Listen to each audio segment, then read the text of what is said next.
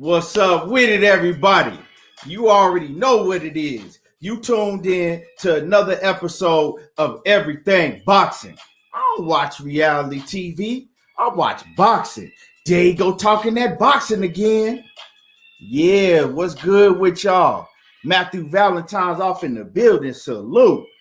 Renee Box Young. What's happening with it, family? Salute. Shamar Parker off in the building. What's good with it? Rico Shaw, what's happening with it? Yes, sir. You know, we gonna cook today. He said, here we go again, Keith Thurman. Let's see. Yeah, we gonna get on it. You know, we gonna talk about it today.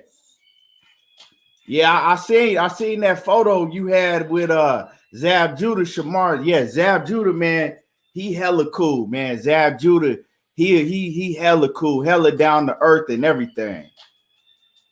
Hella down to earth.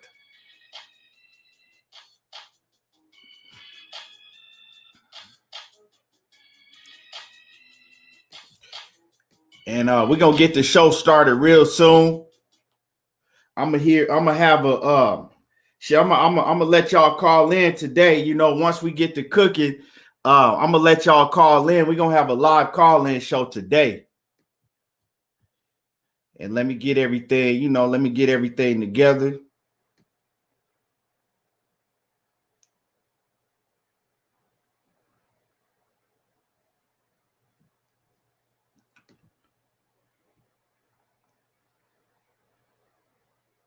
You said I gotta watch reality TV to skip. Man, I don't watch that shit no more. Man, that reality TV ain't really reality TV. That's the problem with it. That shit is all scripted now. You feel me? All that shit is scripted now. But yeah, let me let some people know that I'm in the building. We're gonna get the show started real soon. You said I gotta watch.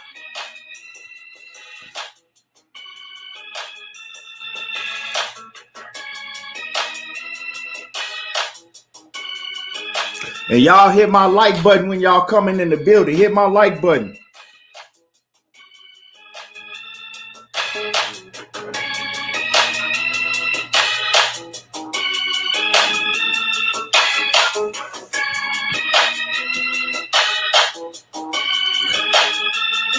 Reggie Owens, what's happening with it? Salute. And like I said, when y'all come in the building, hit my like button. We finna get it started soon. I'm just letting a few more people know, giving people a chance to know I'm in the building. Came on a little late today, but we here.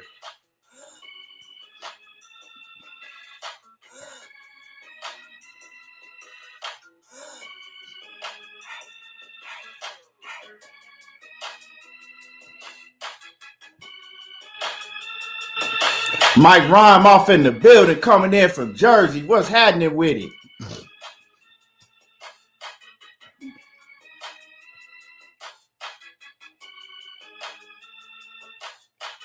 And today we ain't gonna waste no time when we get the show started. We gonna dive right into it because we got a lot to cook on.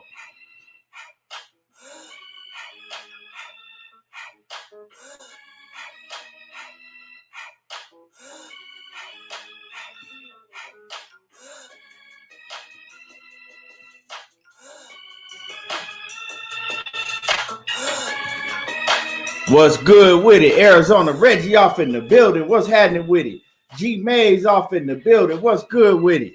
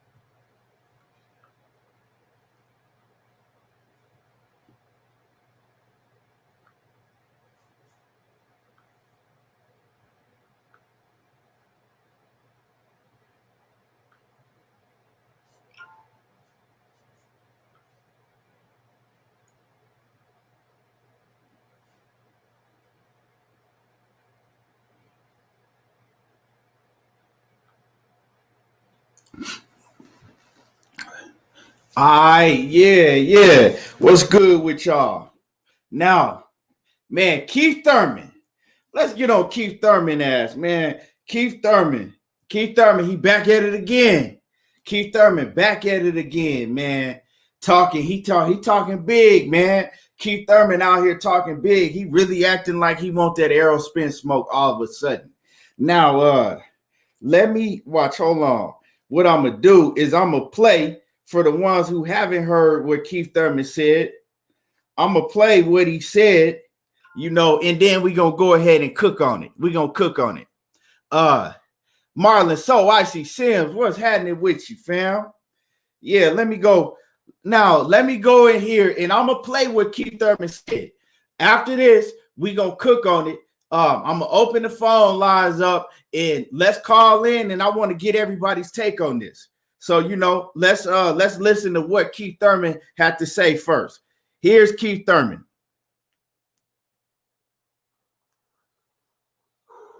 Hold on. Here you go.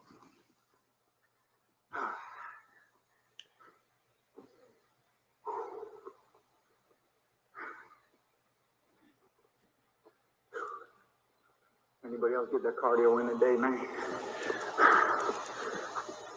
Anybody else get that drip on? Shoot, I had some business this morning. I ain't gonna skip a good workout.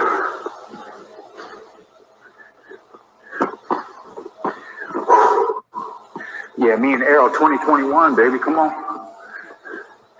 There's a near future. Must do. Things to do, must do. Let that boy handle his business coming up. He got to not get caught by them no-look hooks by Danny boy.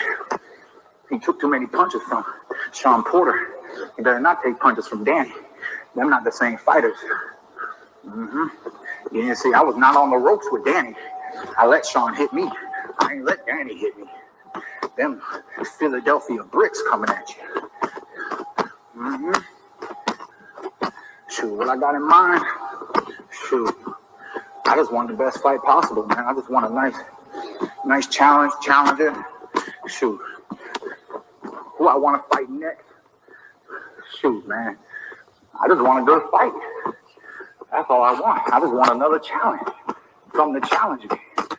It's either, real talk, it's either I get my fight back, I get my title back, or I get an opportunity to fight one of these champs next.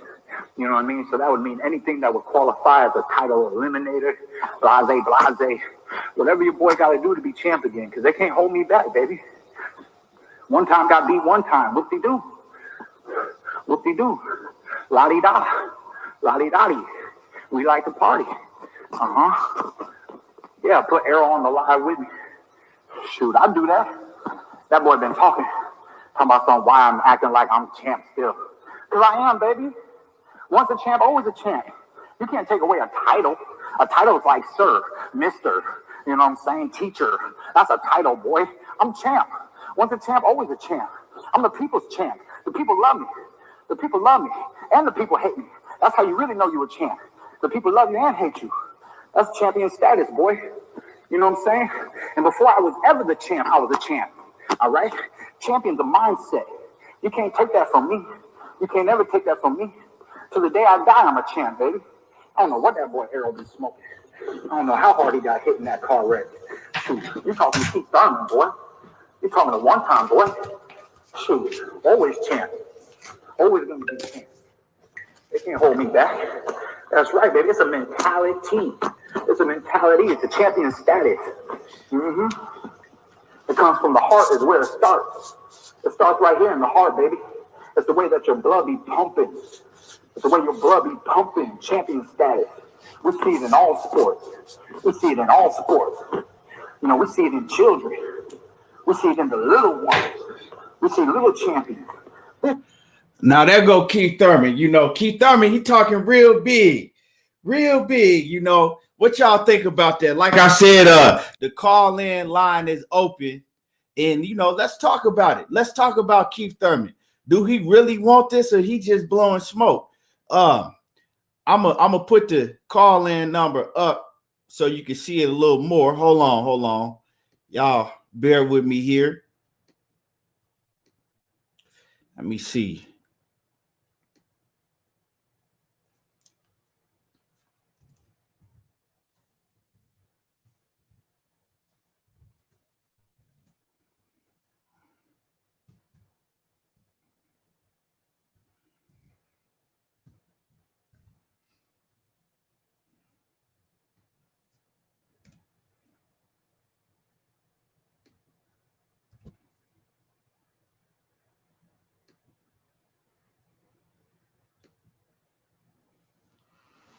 All right, I got the call-in number up.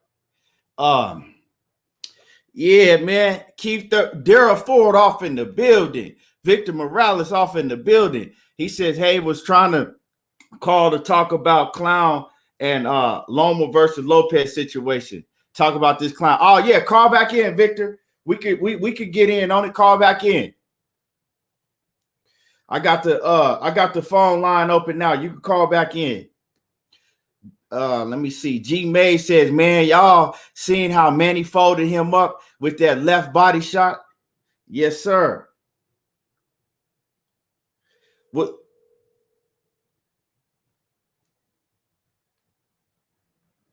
Hold on.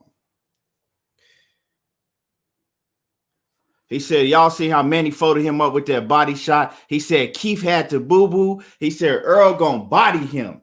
Oh, man, we already know. But yeah, let's talk about it. J.A. Dixon says, Keith sounds like a weird Maurice Lee dude. He said, sound like that weird. Hold on, we got a caller. What's good? What you calling? Where you calling from? What's going on, player? This is Victor, man. What's happening with it, my man? Ain't nothing, man. Just another day. And let everybody know where you coming from, Victor. Vic, let everybody know where you calling from. All right, man. What's up? My name is Big Vic, and I'm calling out of New York. Yes, sir. What you got on this whole Keith Thurman situation, man? You know, what you think about him? You know why you entertaining this clown, man?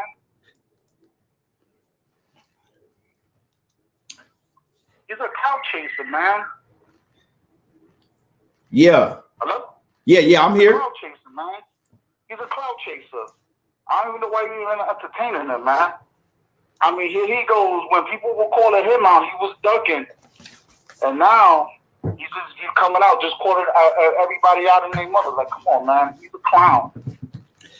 So, do you think that he really want to fight Errol Spence right now? You know, right now, do you think that he sees a vulnerability, or he think Errol is vulnerable and he want to fight him because of that, or you think he just blowing smoke? Because he got into the accident and stuff. But for what I've heard, he's looking good in training camp, man. And his spawn is looking, when he's spawned, he's looking on point. So, I don't know, man. He needs to go back to the drawing board. Yeah, like I heard the same thing, man. I heard Keith. I heard that Errol Spence is looking good. You know, I heard he in there. Yeah, man. I've heard it from some of my people from my gym that I'll be going to. Yeah. And, he's on point, and he's looking sharp. I mean, he's kicking it into high gear, which is good, man.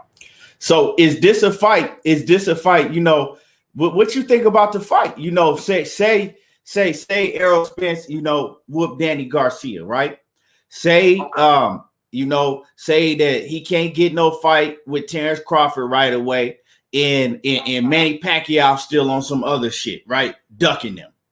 Would Keith Thurman be the next opponent that you want to see? Well, you got to take into consideration too. They're both promoted, you know, they're both under the PBC banner. So more than likely, if those scenarios that you just said, that you just mentioned happen, then I can see him fighting Thurman. I mean, that would be a nice little, you know, check for Spence. But is that a good fight? Is that a good fight at this point? I think, honestly, man, I really don't know. I mean, because we don't know. You know, this dude hasn't fought in about, what, a year now? Over a year. Right? A year and a half. Over a year. Year and a half. Pacquiao, you know. And remember, he was, quote unquote, he got hurt again. But before that fight, he was hurt. So we don't know, you know, we don't know where he's at. You know, he's just here just talking a hella smack. He's a clown, man. Man, he's just a straight clown. I ain't gonna lie though. I'm gonna keep it 100. That's still a fight that I would want to see. You know, yeah, Keith Thurman, he on that clown shit, but he still could fight, huh? Don't get me wrong. He's got some skills, so let's see, you know, what he has left in the tank. Because this is a guy that you're talking about is injury prone too. That's another thing you got to take into consideration. Yeah. Yeah, you know, what I mean? he might the wind might hit him too hard, and he might, you know, break another bone in his hand or something. Exactly. So it's like, dude, like, come on, it's time to pick, you know, either pick another set of gloves or pick a new career at this point. Yeah, man, but all in all, I think that this is a fight. It'll still sell. You know, Keith Thurman can talk. Keith Thurman can sell a fight. Yeah, he can talk. Errol Spence, you know, he don't even really need to say too much because he up there already. Everybody already be wanting to see in. If he go in there and beats Danny Garcia in impressive fashion, his name is only gonna get bigger and bigger. And you know, no matter what people say, at one point in time, Keith Thurman and Errol Spence, that fight was the fight that everybody wants to see. Exactly. But that was 3 years ago. I'm not gonna lie to you. That was 3 years ago. That was 2017, where everybody had a belt, and he was the unified champ at the time. Right. And when Errol was calling him out, he was giving him every excuse in the book. Yep. You know what I'm saying? Yep. He didn't want no smoke, and he made it clear that he wasn't gonna fight Errol. He made it clear he didn't want no smoke with EJ. It's funny how the tables turn, right? Isn't it funny how the tables turn? Hey, when you the man, now the tables turn. The same motherfuckers that turned their head on you and turned their backs on you, now they want to come back around. And that's how I kind of see this situation, you know. I hear you. Dude, but I really want to get into this Lomachenko and Lopez, bro. I mean, I know you've been hearing some things. Yeah, man, and I'm gonna actually cook on that situation. So this is what we're gonna do. I'm gonna let a few more people call in on this situation, and then I'm gonna get right into that, and then call back in, and we can cook on it. Okay. All right. Cool. All right, Vic. All right. Cool. You got it, Victor. What's good, caller? What's your name? Where you calling from? What's up, Keon, man? This is Matthew Valentine, Brick City, Jersey. What's going on, bro? What's good with it? New Jersey style. What's good, man? Already, man. You know, just doing what I do every day up in here cooking. So, man. I know, man. I know. I appreciate you, man. I was glad when you came back strong, man. You had fell back for a minute, then you came back strong, man. I loved it, man. Yeah, you know, man. I had to get that new. Hold on. You still there? Yeah, I'm here. Okay, yeah, man. I had to get that new time slot, man. I wasn't able to come on later during the day like that. That's why. Because we LDBC trying to get things a little organized, so I got you. But this is a good slot for you, though. Yeah, you know what I mean? Most definitely. And then I see how you spread your wings and your boxing knowledge on other channels, man. So, you know, we're blessed, man. We're getting it how we should get it, man. You know, like no other time before, man. You know, we're boxing fans, especially our community boxing fans, man, getting the real business, man. Old media out. Hashtag LDBC, new media in. You know what I'm saying? Yeah, already, man. So, yeah, man. So, yeah, are we on or are you still on the call? Huh? No. You on. Okay. All right, I got right through. That's why I was surprised. Yeah, so, man, as far as, like, Thurman, man, you know, I kind of agree a little bit with the last caller. You know, I look at it like that. You know, no disrespect to Thurman, but he's like a bipolar dude, man. This guy, man, when he's up, he's up. When he's down, man. Like, you know, he's in and out all the time, man. I respect his boxing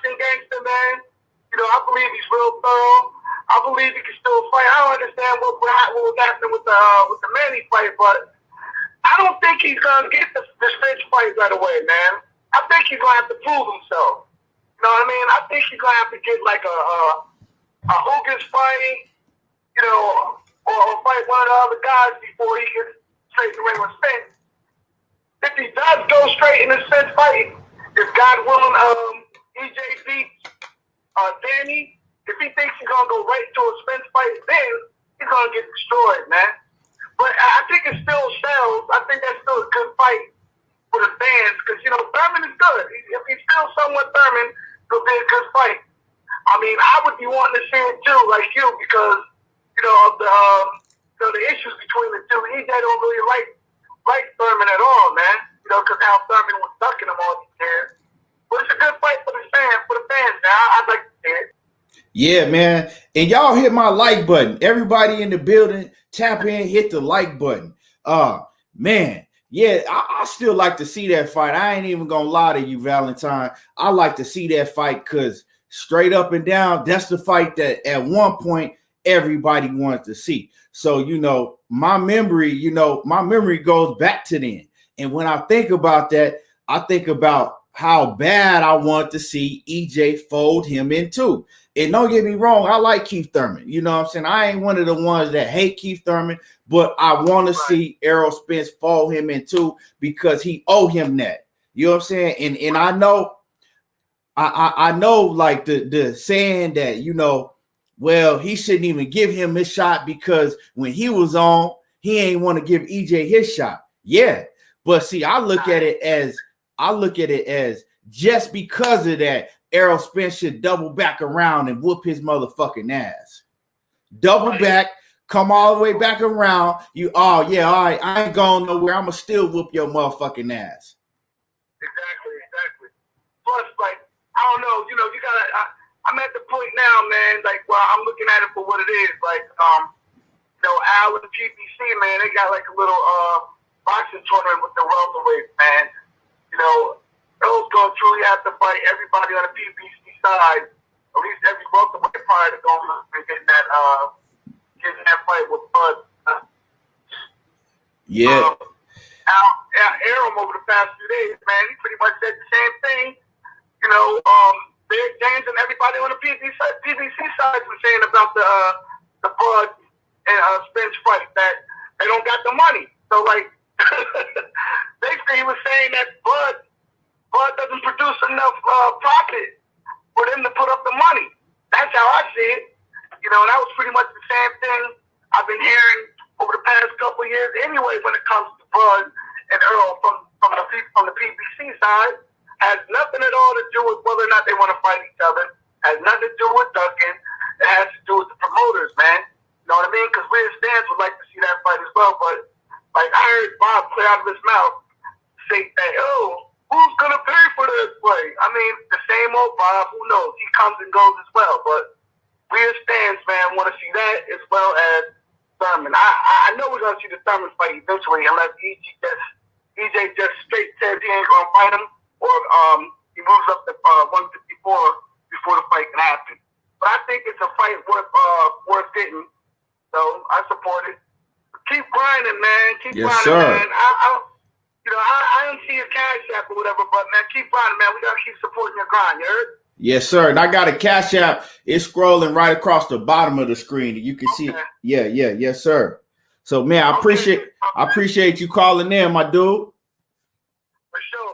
And I don't hear money yet, but shout out to Money Brown too, man. You know, I love how y'all bring it together and working together, man. Yes, sir.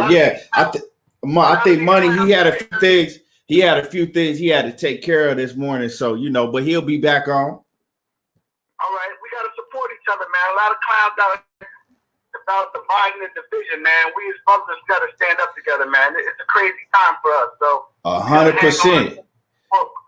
100% we do. All right, be blessed though, okay, big bro?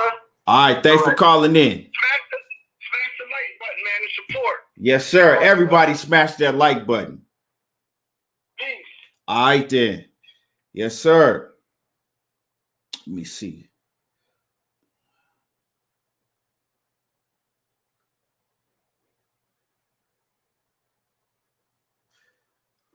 All right, let me get through some of y'all comments while I got a chance real quick. Let me see. J.A. Dixon says, damn, ponytail Keith. I think I read that one earlier. He's Matthew Valentine's that said Keith Thurman bipolar. Daryl Ford, what's good? Lee Dre Stevens says no fighter is scared of another fighter. Now that Thurman has a loss, he is actually more dangerous and hungry to get back on top. Yeah, I mean, I can feel what you're saying. You know, now that he got a loss, I think Thurman kind of got that, you know, well, fuck it. I already got an L on my record. Now it ain't really, you know, too much to lose. Plus, his name ain't been out there because he keep having these layoffs. So I think Thurman, he looking back at the scene and he like, man, I gotta start talking that shit. I gotta do anything I can do for people to start talking about my name again. Like, I know he looking like I gotta do something. I gotta do something fast. And when I do come back, I gotta come back with a vengeance. So we gonna see. But EJ owe him an ass whooping. I mean, everybody that was at the top is kind of like Errol Spence, you know, been knocking them down. I'm talking about everybody that was at the top of the welterweight division before Terrence Crawford came to the welterweight division. Remember, it was Danny Garcia, Keith Thurman, Sean Porter, Manny Pacquiao. Them four right there. And it looked like that Errol Spence, you know, if everything is set up right, he could run the gauntlet, you know, because those were the four that was running the welterweight division before, before our man Terrence Crawford even came along. Now, with the Terrence Crawford situation, I still want to see that fight. Everybody want to see that fight.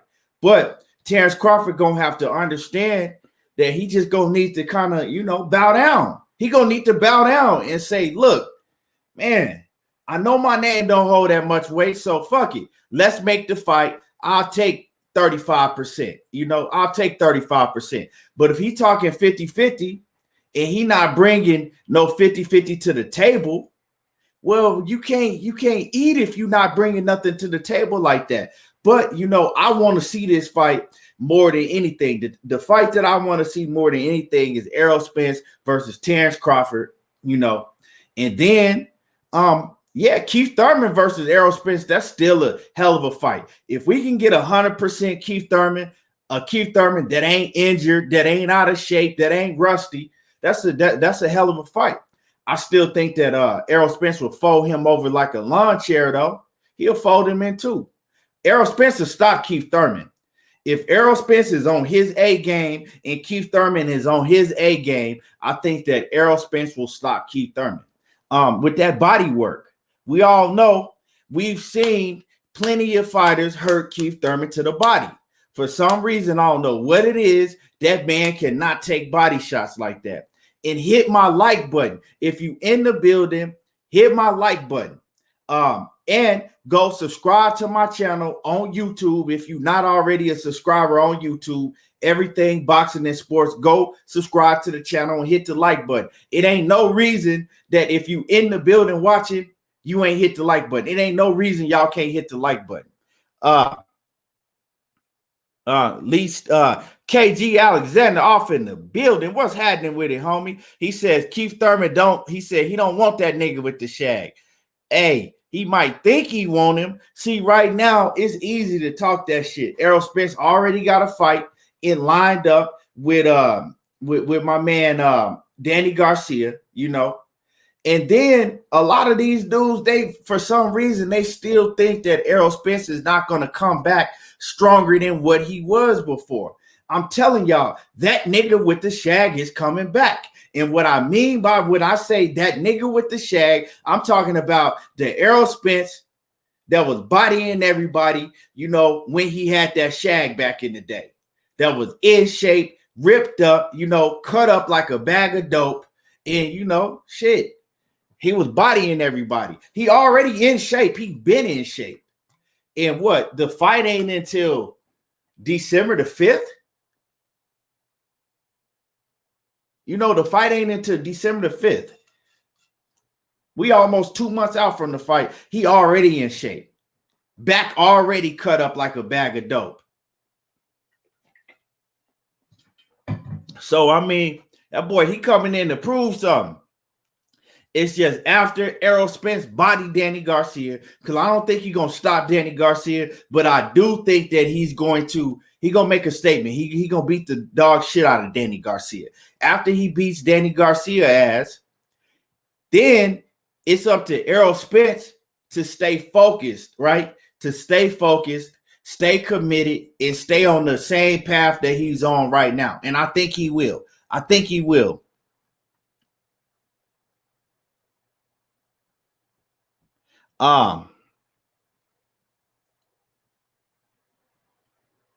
Lee Dre Stevens says, let's not act like Thurman was not banging with Manny, a Hall of Famer. Yeah, but see, Keith Thurman, and man, I'm still hot about that shit. Keith Thurman lost me a whole lot of money on that fight.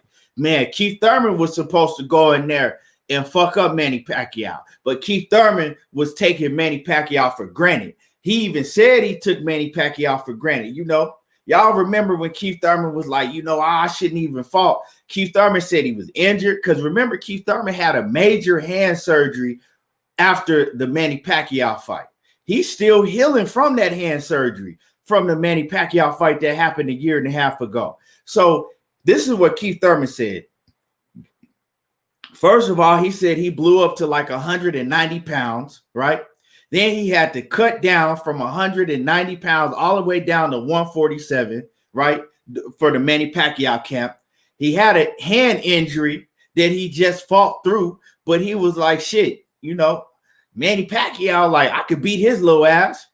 I'm not going to fight Errol Spence or Sean Porter or Danny Garcia or none of them other guys, but he looking at Manny Pacquiao like, but Manny Pacquiao little ass, I'll whoop him injured. That's what he said. He thought he could whoop Manny Pacquiao being, you know, 70% of himself or whatever the case was. You know, he thought he could whoop Manny Pacquiao injured, you know, but Manny Pacquiao showed him, yeah, you done fucked up tonight. And Manny Pacquiao showed him real early on in that fight. What was that, the first round when Keith Thurman hit that mat? What was that, the first round Manny Pacquiao got on his ass? And from then on, he knew he had fucked up, that he was, you know, in for a long night. And one thing that Keith Thurman showed me in that fight, because it was a hell of a fight. Keith Thurman came back and made it a very close fight. But one thing he showed me is that he couldn't really take Manny Pacquiao power. Every time Pacquiao was hitting him, you know, flush, he was getting hurt. Manny Pacquiao was hurting Keith Thurman, hurting him to the body, to the head, you know. And Manny Pacquiao was able to take Keith Thurman's power, you know, even though Manny Pacquiao revealed afterwards that Keith Thurman hurt him several times in that fight. But Manny Pacquiao had a great poker face. He didn't show it. Keith Thurman, on the other hand, he was showing when he was hurt. Like, you know, we knew when he was hurt. And that's the thing. Imagine if he get hit like that by Errol Spence. Come on, man.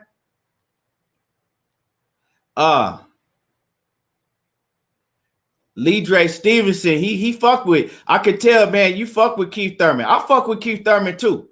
I don't hate Keith Thurman. So, you know, I actually like Keith Thurman. And the reason I like Keith Thurman, y'all, and I know a lot of y'all like, what? The reason I like Keith Thurman is because Keith Thurman keep it 100. Keith Thurman, even just like with the Errol Spence situation, everybody was like, man, he a bitch and this and that. And I felt what everybody was saying. But on the other hand, I'm like, at least he keeping it 100. At least he's telling everybody like, hey, I'm not fighting him. I'll fight him now. I'm not fighting him. I'm going to save him for the last because I think he better than everybody else. Like, I ain't fight him. I'll fight such and such and I'll fight him and him, but I ain't going to fight EJ.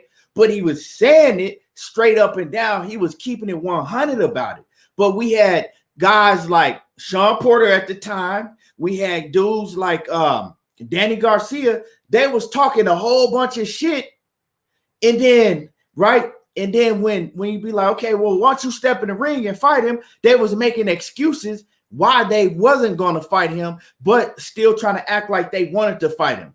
You know, like Danny Garcia was like, oh, ain't nothing special about him. I'll beat his ass, you know, this, and that. And I'm talking about not right now. I'm talking about back then when the Keith Thurman, Errol Spence, you know, fight was big. And Keith Thurman was telling everybody he wasn't going to fight Errol Spence, right?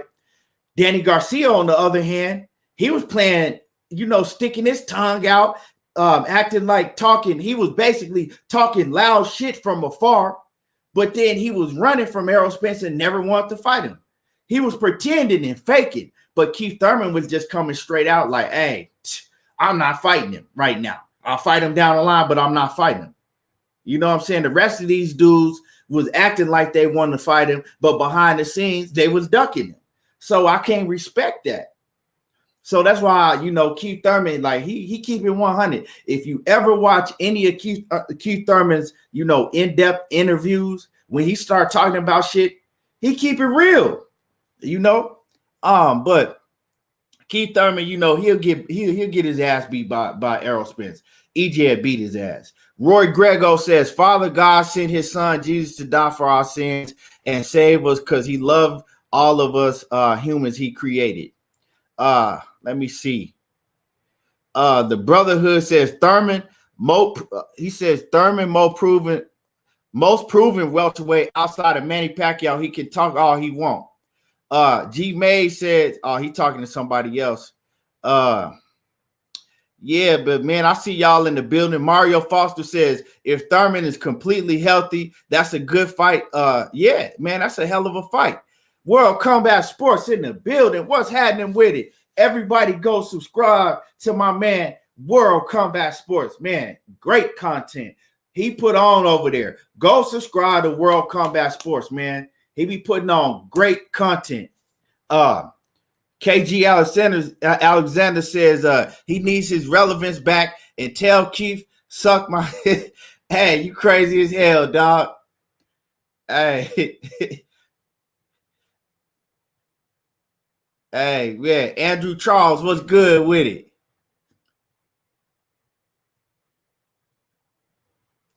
But nah, Keith Thurman don't need to prove nothing. I mean, Keith Thurman is proven. But what Keith Thurman does need to do before he step in the ring with anybody like Errol Spence, he needs a tune-up fight. And I know we've heard him saying, oh, well, you know, this is a get back here, tune-up year. He needs to fight somebody. He needs maybe a Ugas, and that's not really a tune-up because if you look in the welterweight division, where is he going to get a tune-up fight? You know what will be a good fight for Keith Thurman coming back off of another long layoff? I think a fighter like Sergey Lipinets, you know, put him in there with a Sergey Lipinets, or you could really take a tune-up fight, put him in there with my man, and I like Adrian Granados. I like Adrian Granados, but you know, Adrian Granados to me is not a 147-pound fighter. Put him in there with Adrian Granados. That's a fight that could be made, you know. Put him in there on free TV. Let him fight Adrian Granados. Let him, you know, somebody where he could get his feet wet and look good against. Let him fight Adrian Granados. And if we don't get a Errol Spence versus Manny Pacquiao next year, because we probably not going to get Errol Spence versus Manny Pacquiao. Let's just keep it 100 because Manny Pacquiao is going to fight Mikey Garcia. And then after that, Manny Pacquiao is going to fight Conor McGregor, you know. So we're not going to see Errol Spence versus Manny Pacquiao. And if we do, it ain't going to be no time soon. So the only other option is Errol Spence versus Terrence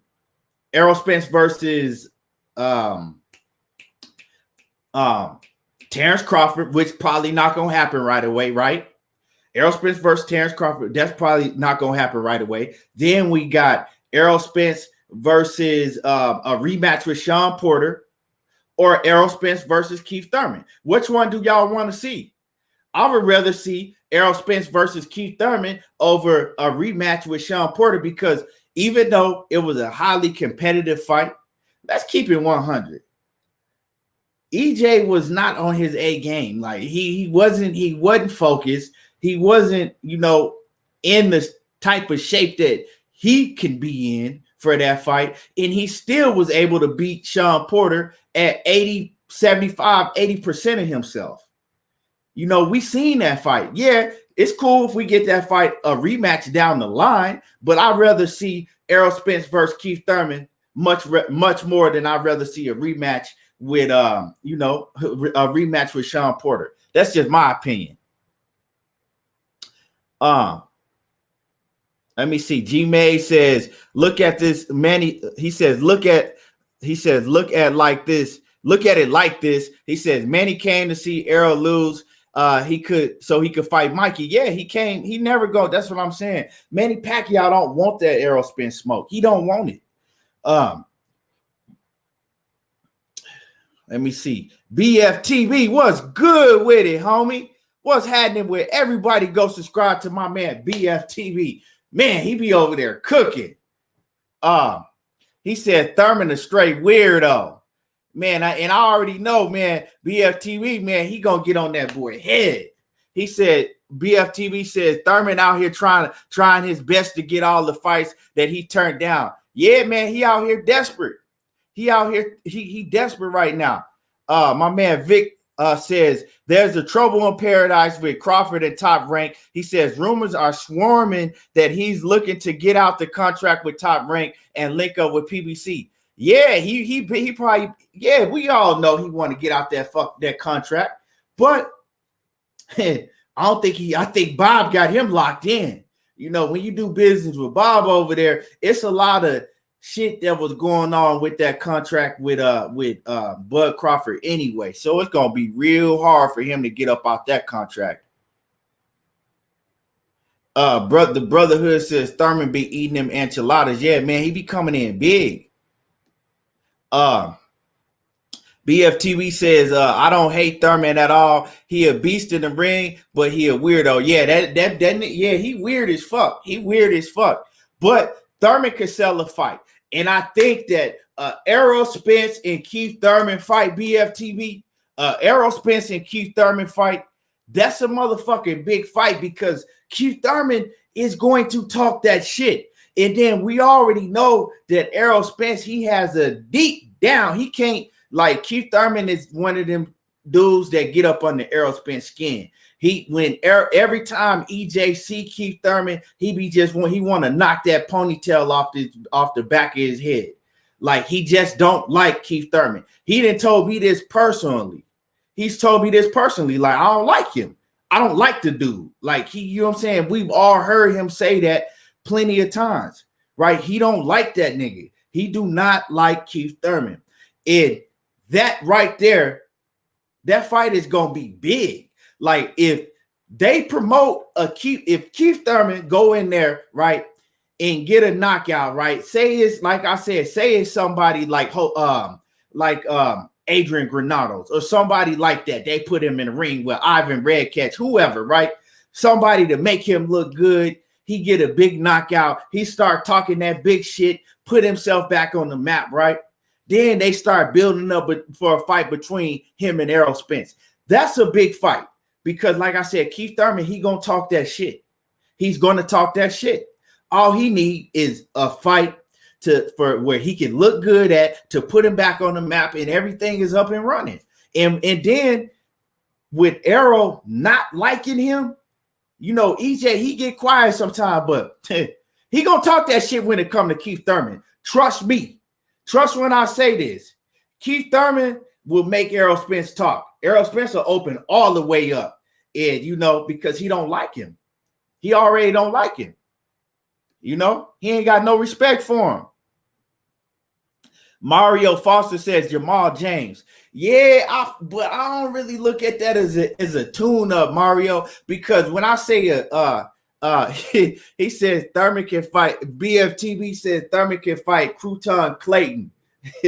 hey, man, or Ray Robinson. But see, if I look at, I hear like Ray Robinson and Jamal James, those are all fighters that Thurman can beat. But do we want to see Thurman in there with somebody that he can beat that's going to give him a tough fight? Or do we want to put him in there with somebody that he can knock out, right? He can get a knockout against an Ivan Redkach. He can get a knockout against Adrian Granados or somebody like that. Put him in there with somebody to where he could just, get his feet wet. Get his feet wet, look good to build up towards the Errol Spence fight. Because if he get in there with one of these guys coming off another year or two layoff, right? Off of an injury, right? And one of these dudes make him look bad like Josecito Lopez did, then it's going to be like, man, we don't want to see no fight with Errol Spence and Keith Thurman. Look what Jamal James just did to him. He barely beat Jamal James, or he barely beat Ray Robinson. We know what's going to happen. So put him in there give him an easy touch. Somebody that Adrian Bronner would go in there and get. BFTV says Yuki Beppu want that smoke with Nurse Zoltan is ready for Thurman right now. Hey man, this one motherfucker said Nuki Beppu and Nurse. I wouldn't be surprised if he did fight one. That's what he really need. He really need a name like that. One of them no names to go in there, knock out, and look good against. G May says Danny got some courage after the Porter fight. What about this time? He says, what about the time Danny told him to fight somebody and he ended up fighting Samuel Vargas, who Spence stopped already? He says, y'all niggas say anything. Yeah, man. Danny Garcia was on some bullshit ducking Errol Spence for a long time, dog. For real. But, Errol Spence gave Danny Garcia a chance. He given Danny Garcia that smoke, and Danny Garcia was one of the main niggas that was ducking him. So we got to keep that same energy with Danny Garcia, because Keith Thurman was keeping it 100, y'all. Keith Thurman was ducking him, but he was telling you straight up he was ducking him. He was telling you straight up he wasn't going to fight him. Danny Garcia was ducking him, but nine-eye boo-boo, you can't catch me, sticking his tongue out, talking shit and running. You know what I'm saying? Danny Garcia was one of them niggas that was talking real big and bad over the phone. But then every time it was like, okay, well, why don't you fight the dude? Oh, well, you got to pay me. Oh, if you want me to fight Errol Spence, pay me 10 mil. He said that.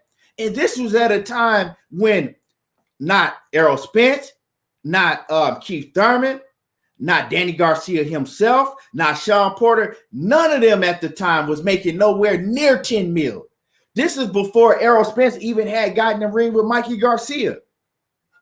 And, they asked Danny Garcia about fighting Errol Spence. And he talking about, oh, well, if y'all want me to fight Errol, pay me 10 mil. Dog. He let y'all know he ain't want nothing to do with him, but he was still talking shit, talking about, he's an easy, I'll whoop him. He's nothing. He ain't nothing special about him. He's just a basic fighter. Well, get in there and beat his basic ass then, but he didn't want to. The only reason Danny Garcia took this fight with Errol Spence is because he had already 2 losses on his record, right? And then he sat up there at the podium with Keith Thurman, because Keith Thurman told it on him. Keith Thurman snitched on his ass and said when after the fight with Sean Porter and Errol Spence, he said Danny Garcia was excited like a kid in the candy store, clapping and jumping up and down like, oh, I can beat him now. I know I can beat him now. You know what I'm saying? And that's when Danny Garcia started really wanting that fight, because he looked at Errol and he like, he vulnerable now. Let's make the fight. Now I'll fight him because now I see that I think he's vulnerable now, But hey, he gonna get what he asked for. He gonna get what he asked for now. He gonna get the shit beat out of him. Because, don't think, these fighters, they know shit that's going on in these other fighters' camps, right? They know what's going on in the streets. So if EJ wasn't on his A game, and he said it. He said he was fucking off in the streets and doing shit, that he shouldn't have been doing. You don't think Danny Garcia knew that? Danny Garcia knew all of that at that point in time. That's why Danny Garcia was jumping up and down, ready for that fight. But hey, EJ back on that nigga with the shag shit. That nigga with the shag is back. If that ain't what he want, That ain't what he want. BFTB says Bob got little buddy. He got Bud locked in for life. You know what I'm saying? Bud Crawford ain't getting out of that contract. Oh man, Zachary Khan talking about put him in with Virgil Ortiz Jr. You can't put Keith Thurman in there with Virgil Ortiz. He ain't finna look good against Amir Khan, Lee Stevenson. Amir Khan, put him in there with Amir Khan. That's a perfect fight for that is a, you know what? I like that, Lee Stevenson. That's a perfect fight for Keith Thurman. You put him in there, you put Keith Thurman in there with Amir Khan, right? Because Amir Khan he has a name, right? Amir Khan got a big name, and he got a chin that ain't worth shit. Keith Thurman could get a knockout against Amir Khan, put him in there against Amir Khan, right? Then you could be like, damn, he knocked out Amir Khan, and Bud Crawford didn't even knock out Amir Khan. They could say that, you know, and that's building towards the Errol Spence fight. If he go in there and knock out Amir Khan, he might actually even put himself ahead of a Bud Crawford fight in line, you know? He got to do something. Anthony Ingram, what's good? Keelan said he can't wait to see EJ whoop Danny Garcia's ass. That's real talk. I can't neither, man. I ain't gonna lie. I want him to whoop Danny Garcia more than anybody I've ever wanted him to whoop. And just because, not that I don't like Danny Garcia, is because Danny Garcia talked so much shit for so long when it came to Errol Spence, and he was running and never would fight. He never wanted to step up to the plate and fight him. I hate that type of shit. You know what I'm saying? I hate a nigga that talks shit and then run from you. I hate a nigga that talks shit and then run. And Danny Garcia was doing that for a long time. Yeah, so man, that's what it is with that situation, man. Let's go ahead and move along. Let's talk about what my man Vic wanted to talk about. And Vic, you know, I'm gonna get into this, and you can call back in. So what I want to talk about, right, is Vasyl Lomachenko. You know, now Vasyl Lomachenko and his team has come out, and they talking about that Lomachenko had a shoulder injury, right? This is the reason why Lomachenko, you know, was looking like he did in the fight with Teofimo Lopez. Hold on, I think that's Vic calling back in. What's good with it, Vic? Hold on, let me put you on speaker. Hold on. Let me get you on speaker. Okay. Now this is Vic calling in from New York again, and this is a topic that he wanted to cook on, and this is a topic that everybody been talking about. So once again, Lomachenko and his team, that he's come out and he said that the reason that, you know, he looked like he did or whatnot is because he already had a previous shoulder injury, you know, coming into the fight. Now we've seen pictures of him. He's had shoulder surgery. He already had shoulder surgery, so he's now recovering from another shoulder surgery. You know, and that's what they're going with, basically. They going with that, you know, he had a shoulder injury coming into this fight. Now, before I let my man Vic on here and cook on this, the thing that I gotta say about this, right, is leading up to this fight, Lomachenko had said clearly that he talked about the Linares fight. He talked about the Luke Campbell fight, right? He talked about those fights. And he said that he was injured in all of those fights, that he wasn't 100% in neither one of those fights. That's why he looked like he looked. He said, this is the fight. He said this was going to be the first fight in a long time that he was 100% healthy. That's what he said. And everybody know I'm a huge Lomachenko fan, but we got to stop with the bullshit. This is what you said leading up to this fight, right? This is what you said. You said this is going to be the first fight in a long time that you can say that you're 100% healthy, right? So now you coming out and you saying that, nah, you had a previous shoulder injury coming into this fight. That's why you looked the way that you did, because of your shoulder injury. Go ahead, Vic. Yeah, man, I'm glad you're touching on this, because this is something that I really wanted to touch on. Truly wanted to touch on. Now, this is going around now. Everybody's like, everybody and their mothers, me myself included, like, wow, Loma wasn't at his best.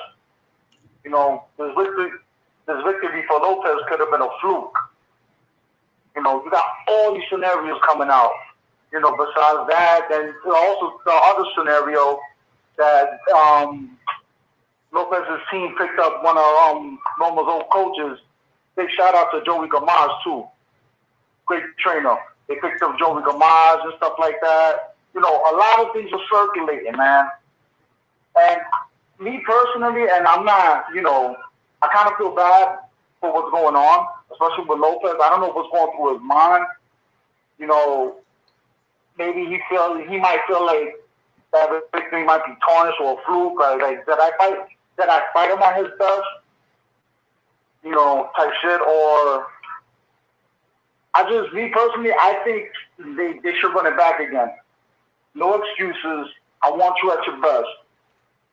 So you saying that you think they should run a rematch back? So are you saying that you really believe that Lomachenko he really suffered an injury before the fight?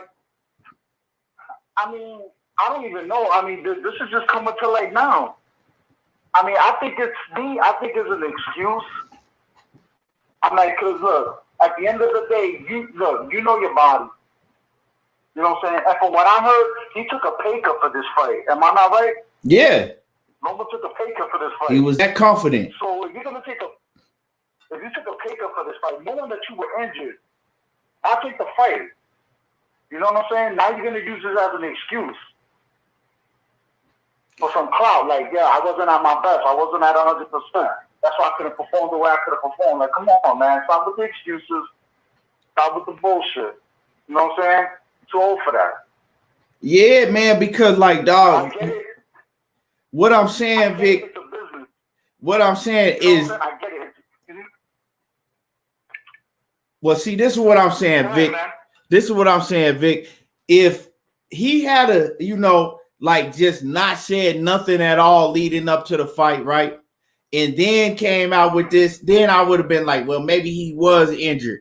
But he specifically said, right, if you watch the Blood, Sweat, and Tears, the episodes or whatever, yeah, he specifically said on there, remember when he said that this is going to be the first fight in a long time that I'm 100% healthy coming into this fight, right? Exactly. No. So exactly. How now all of a sudden now you not healthy? I'm gonna tell you what happened. I'm gonna tell you what happened, right? Is he got hurt during that fight. And it was crazy. Can you hear me? Yeah, I got you. Okay. Yeah. And it's crazy, right? He got hurt during that fight. And what's crazy about the situation is that when I was watching the fight, I was looking at some of those hooks that Lopez was throwing, right? And the way that Lomachenko was blocking some of those hooks, I said to myself, I swear I said this to myself. I said, he gonna hurt his shoulder. I said that to myself. And then, once the fight went on or whatever, I was like, man, I'm surprised that Lomachenko ain't hurt his shoulder with them hard-ass hooks that Teofimo's throwing in the way that he's blocking. He got hurt by one of them hooks. He got hurt by blocking the way he was blocking them shots. And like I said, you could hit somebody on the shoulder or arms and break their shit or hurt them. And that's what happened. That's what I think that happened, is that he got hit on the shoulder or, wherever where he was trying to block a shot and he injured his shoulder during the fight. I don't know win during the fight, but he got injured during the fight. He did not come in this fight injured because he let everybody know that he was 100% coming into the fight. So if he had any type of injury coming into the fight, he wouldn't have said what he said about him coming in 100%. He would have just not said nothing at all, right? Right. Oh, you're right. No, you hit it right on the button. I mean, you know, for him to come out and say that is like, damn. And it goes back to what I just said, like, damn, you know, I wasn't my best. I mean, that scenario could be right. He probably did get hurt during the fight. Me, I think he probably got hurt in the third or fourth round because you could tell it in the facial expressions when he was blocking those hooks. I think one of those punches caught it flush, or he probably got hurt, you know, during training camp. We won't know because, you know, of course, you know, these people ain't gonna put it out there, so we'll never know. Yeah. We not gonna see. Go ahead. We'll never know because, you know, his people ain't gonna let it out there, and now there's doubt. You know what I'm saying? Like, instead of, you know, for this kid to enjoy his victory, you know, to dethrone the pound for pound king, now it's like, well, damn, like, this shit is coming to light. And I'm sure that what's going on isn't phasing Lopez at all. You know what I'm saying? I'm sure because, you know, I mean, from looking at the recent interviews, he's real cocky about it, and as he should be. Yeah, as he should be. We not gonna see no rematch. Lopez and his team, they made it clear ain't no rematch. I mean, in Lomachenko, this is the thing. You can't, like, you know, and I'm a Lomachenko fan, but you can't cry for you lost the fight.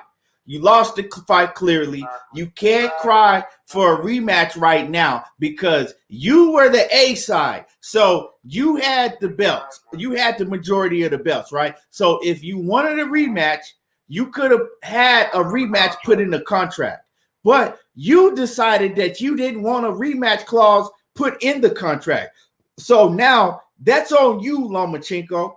You can't come now and cry about you want a rematch, right? No, you could have did that shit. You had your chance and you blew it. Exactly. You could, you know what I'm saying? No, and I agree with you. And I agree 100% with you when it comes to that. You feel me? You know how it is. You got, yeah, no, definitely 100%. But then you got, you know, everybody, you know, the critics and everybody and their mother talking. Well, damn, like, you know what? He wasn't at his best.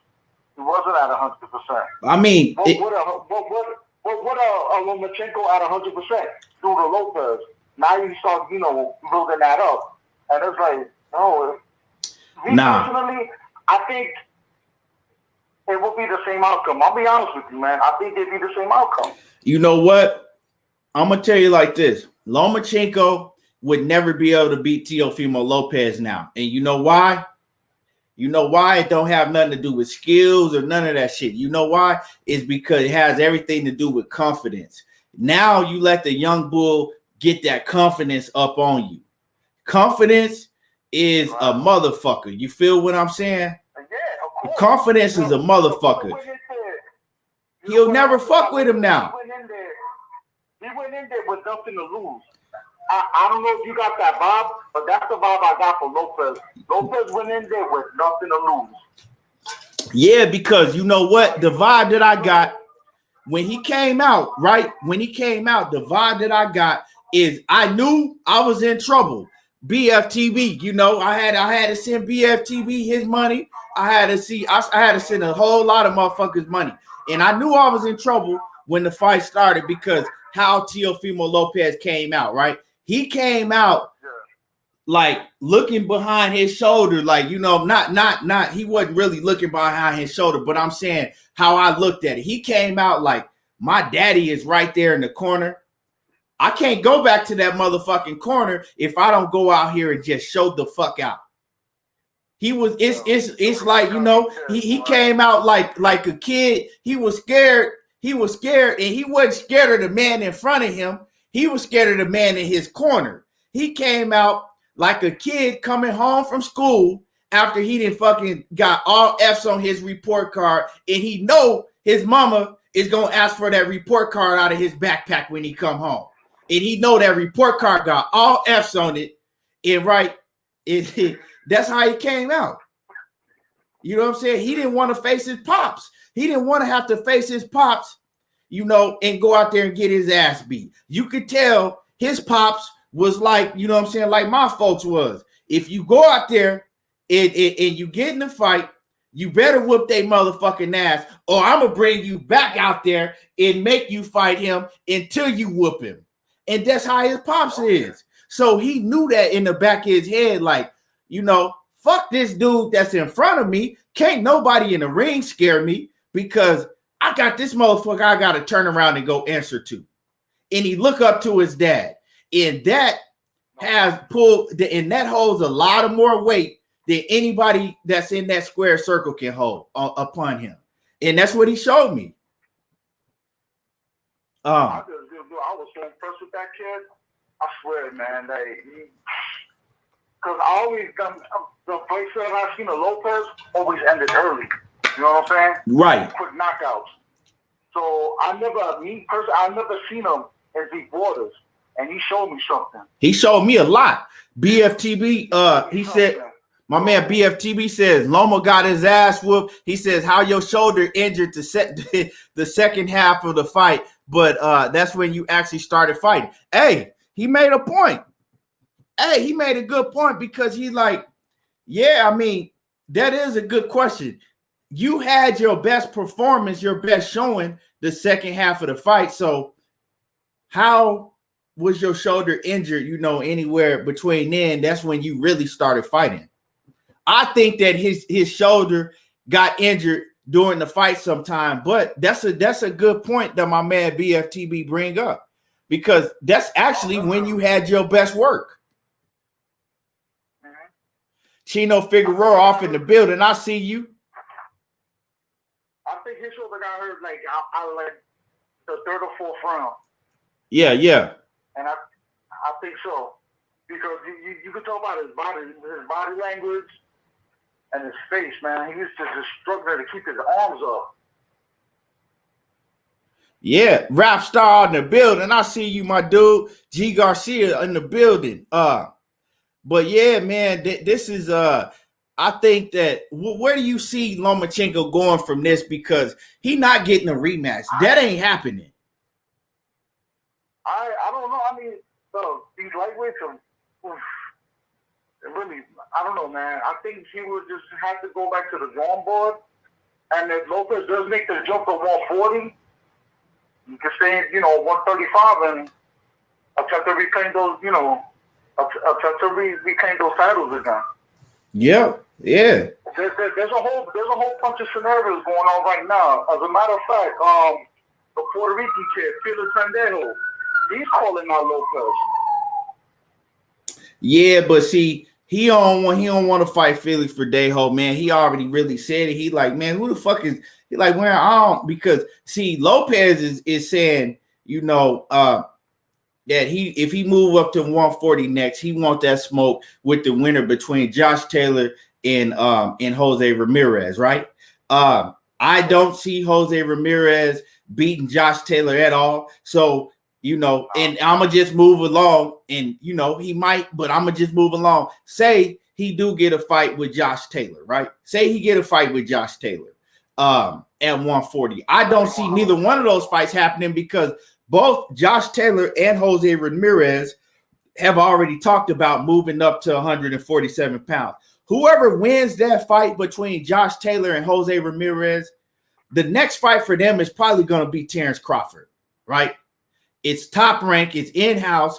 Both of them talking about moving up to 147. So the next step for your man Teofimo Lopez, he'll probably end up fighting for one of those vacant titles, and he'll probably end up fighting Felix Verdejo. That's how I see it. But I think he should fight Devin Haney because, it's a lot of controversy. It's one hell of a fight. It's a lot of controversy going on with who is the real WBC champ. I'm the real WBC champ. He the real WBC champ. All back and forth.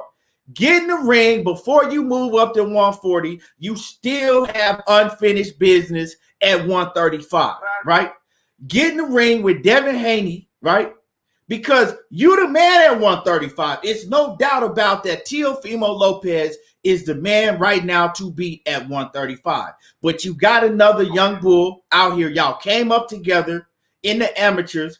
Y'all inspired each other. Y'all got history. Before you leave to 140, get in the ring at 135 and make history, or try to make history. That fight is big.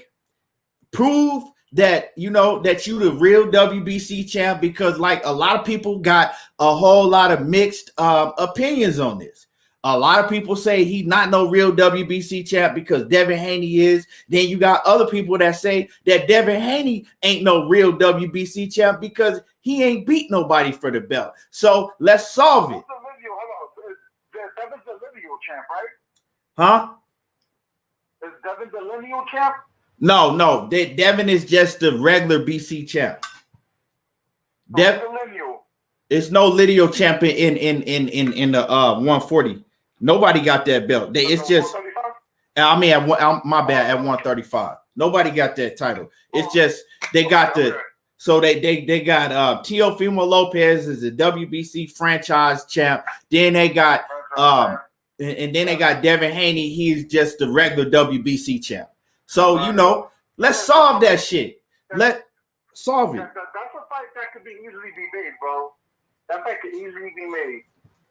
That's bragging rights right there. And I think Devin's with who? With Hearn, right? He's with DAZN? Yeah, he with DAZN.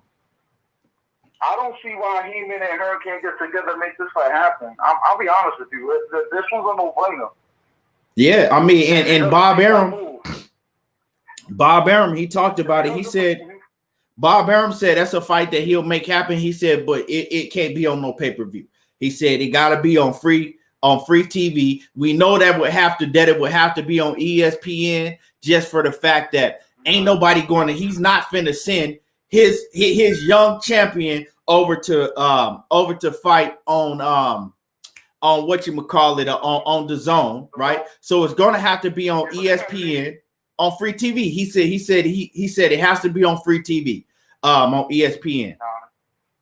I don't have no problem with that. Make it happen. Yeah. Make it happen.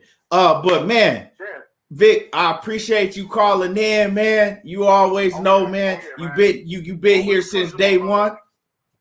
So yeah, yes, sir. All right. Yes, sir. Let me get through some of y'all comments real quick. Let me see.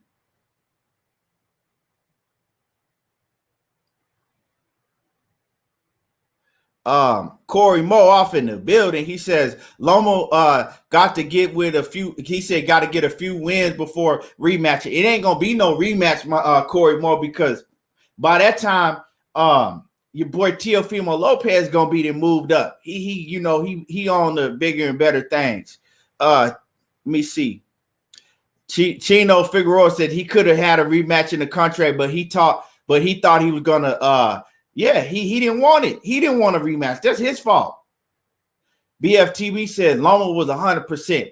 I think he was 100% coming into the fight, BFTV, but I think he took one of them hard shots on the shoulder or the arm or whatever, and Teofimo Lopez injured him in that fight. It's not that you got injured in the fight, because see, it's a difference between, I got injured in the fight, right?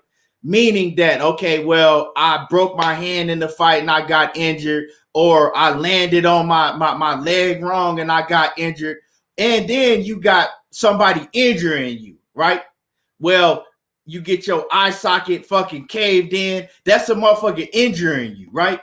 Or you get hit on your shoulder and the motherfucker knock your shoulder out of socket. You know what I'm saying? No, he injured you. You didn't get injured. Teofimo Lopez injured you. I got a call coming in. What's good with it, caller? State your name. Where you calling from? Boxing. Yeah. What's good with you? Is this real rap? I mean, rap star. This rap from England, bro. Yeah, what's good coming in from England? I gotta give you some time, bro. What's good with you, my guy? Man, I gotta tell you, man. England need to subscribe and like and send super chat to you, bro, because you're keeping it real. You're one of the only channels which is keeping it real, man. You're not being biased. You're not taking sides. I like the way you keep it straight in the middle, bro. I appreciate that. It's the only way I can see it, man. It's the only way I know how. Yeah, I lost a lot of money too, but I appreciate you came and showed your face. You took it on yourself, and it doesn't take it takes a big man to sometimes just put his hands up and say we were wrong. Let's move on. That's what you're supposed to do as a man. That's what you got to do, you know. Hey, and we live to see another day. For sure, we keep learning, right? We keep getting better. Right. So what you got? What's your take on this whole situation, rap star? Well, let me just let you know this. It seems to me you know a bit about boxing knowledge because I come from different places in the boxing world. And you said something which was very, very accurate. You don't need to go in a ring with a man to take shots to know how much power a man has and what he possesses. When a man comes in a clinch with you, you can tell how much power that man possesses. When a man throws a shot on your shoulder, you can see how much power that shot holds. So I reckon in that particular fight, I think Lomachenko could feel the power what Teofimo possessed early on in the fight. You get what I'm saying? Right. Taking fluff shots. Right. So what happened, for me, is Lomachenko couldn't get his groove on in the early part of that fight because Teofimo wouldn't allow him to get his groove on. And that's what won him the fight. And when Teofimo was swimming in there, when Lomachenko wanted to do all of this little matrix for the 8th, 9th, 10th round, Teofimo had a few answers for those as well. And that's what put Lomachenko back on the back foot because he was getting, Teofimo had a few answers for those situations where Lomachenko was ahead in them rounds. So this whole fight, you got to give respect to Teofimo for what he did in that fight and how he never stank when Lomachenko put it on him. You get what I mean? Right. Yeah, man. That's what won him the fight. What I saw, real rap, is that anytime that Lomachenko started, mounting up some offense and starting to, Teofimo Lopez really never let him get off. He always had something coming back at him. And it wasn't like just one shot. He had something coming back at 2s and 3s and 4s, He always has, and he was throwing hard shots right back at him. So he never let Lomachenko get comfortable. In the 11th round, Lomachenko really came on. But Teofimo came right back in that 12th round, and he showed like, hey, you ain't doing shit up in here. I wanted more. And he did that, man. He put on. And now, so what do you think about this situation with Teofimo Lopez and Devin Haney? You think they need to get in there and settle it? Well, look, let me just tell you where I look at it as a wider platform. I can't just look at it as a one-sided platform. I'm a Devin Haney fan. But the WBC, Mauricio Sulaiman has made a mess out of this situation, bro. Yeah? And I'll tell you why he's made a mess out of this situation. He doesn't put respect on Devin Haney's belt. Before the fight even happens, he doesn't announce anything where Devin Haney should be in position. And the way I look at this WBC mess, they keep blaming Teofimo because he won now, that now we're going to put all the pressure on him. Y'all need to put the pressure on the organization who runs this situation, yeah? Because this organization is not putting respect on Devin Haney, yeah? And that to me is putting a whole corruption on the boxing platform. I'm not saying Devin Haney is not a worthy champion, even though people want to say he got it by email. He's still in line, but WBC doesn't recognize him as the champion. They recognize Lomachenko as the champion, and then they gave the belts to Teofimo. That's a big mess that we need to clean up in that situation. Right. Yeah, man. To the real shit. That's real, man. They need to. Well, the reason and the reason is because the belt is still there. The belt that Devin Haney has is there, you know. So I mean, we can't pretend like that it's not there. You know, we can't pretend like it's not there. The belt is out there. So But you see, everything boxing. You've seen some professionals make comments on Twitter. Even professionals said that was an undisputed fight. And I can send you the pictures, like the Manny Pacquiao's of the game and everybody. So they're dividing this whole platform between the whole WBC mess. Yeah? And half of the platform is saying that, oh, no, it wasn't undisputed. And the other half of the platform is saying, no, it wasn't undisputed because we got Devin Haney in line. I believe the organization should at least make it clear with the boxing world. What do you think of that? Man, the thing is that you can't look for the WBC to do shit right because they've shown on multiple occasions that they play the game dirty. You know what I'm saying? It's all about money. It's all about who they want having the titles. And at the end of the day, right, we can say what we want, but I mean, we having these arguments about who's the real WBC champ, who's the fake one. You know what I'm saying? We having these arguments, right? Back and forth and back. Let's solve it. Just put them in the ring, mandate the fight. The WBC has the ability to mandate this fight. Mandate this fight, right? Make the fight happen. Make the fight happen. No, and I get that. But everything boxing, if you're a fighter and all the pressure was on you, should you be cleaning up the whole WBC mess? Because now you see WBC has made a mess out of this situation. So the fighter needs to clean up the whole mess for WBC now, does he? Well, I mean, it's simple because it's a mess, but it's easily solved. Because if you mandate this fight between Devin Haney and Teofimo Lopez, or if they just decide to make the fight on their own with their promotional companies, decide this is the fight we're gonna make, you know, this is the fight that everybody's talking about. We see that the fans want to see this fight. Let's solve it. After they get in the ring and fight, it's not gonna be no more confusion. It's not going to be, oh, well, he has a WBC. Well, I got to know. One person going to have the belt, and let's solve it. You know what I'm saying? And like I said, Teofimo Lopez is the man to beat in the division right now. You the man to beat. But before you move up to 140, you still got unfinished business. And, you know, you still got unfinished business. So are you mad at him if he wants to go and fight against Josh Taylor and Ramirez? Because I'm a Devin Haney fan. But would you be mad at Teofimo for going for that?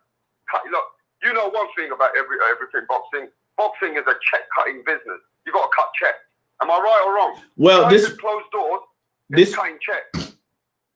This what I'm gonna say. Rap star. This what I'm gonna say. Rap star.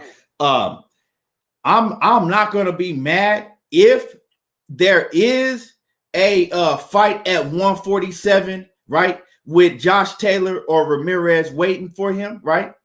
But I don't see him getting a fight for Josh Taylor and Ramirez. You feel me? Because Josh Taylor and Ramirez, they've talked about both once they win at 140 and become undisputed, they want to move up to 147. They both then talked about that. So whoever win that fight, I see moving up to 147. I don't see him getting the winner of that fight. It will be a great fight, but that's something that he didn't put in his head. That fight ain't gonna happen. So if the fight does happen, hey, I give him all the respect in the world. Move up to 140 and get that smoke for all of them belts, right? But if the fight don't happen and they're like, okay, well, we got Felix Verdejo for you at 140. Nah, then you stay at 135 and you get that business settled with Devin Haney. Money Brown TV in the building. What's good? Yeah, I'll send you the link real quick. I'll send you the link while we still on cooking. Hold on. I appreciate what you're saying. But at the end of the day, boxers have never been in the past needing to clean up the mess between the WBC and all the mix-up of the belts. You know, in the past, it never used to be like that. Right. But we here now. But we here now. That's what it is now. You feel me? That's what it is now. And we gotta, you know, we really just as fans, we gotta face reality. That's what it is now. You feel me? I think the fight's gonna happen. Reason why I think the fight's gonna happen. You made a good point. He has to sit on the fence if he wants the Josh Taylor and Ramirez fight, and he's gonna have to wait a long time for that one. Yeah.